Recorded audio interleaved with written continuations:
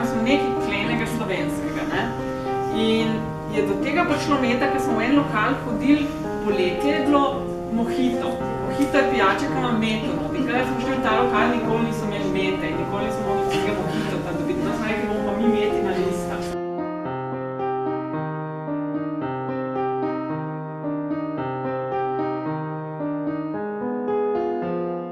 Pri ženskah pa je vprašanje ena, ki si ga zastavljam, kako bom usklajevala poklicno in zasebno življenje. To je nekaj, recimo, to so meni ženske političarke velikokrat govorile, pa mi vedno dobimo vprašanje, kako usklajujete politično življenje z družinskim, moškega to nikoli ne vprašajo. Mi zdi, da ni en medij enak drugmu, tako da pač čim več informacij, raznih priprave, tistih mašil, na katere, ali pa trike, kako se pripraviti, če te nekaj vprašajo. Da na področju medijev res gre dolgo stvari naprej, da je vedno dobrodošla kakšna informacija in je tak, bring it on, dajmo črpati. Dosti ustvarjalcev se zaljubi pa v neko postane preveč ustvarjalnih na račun razumljivosti.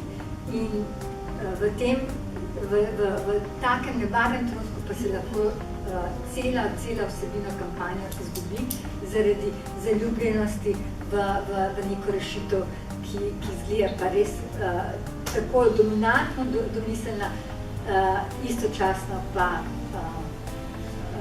se odmakne od osnovnega sporočila. Na današnjem seminarju smo se najprej vprašali, zakaj so ženske v manjšini oziroma jih je zelo malo v javnem prostoru.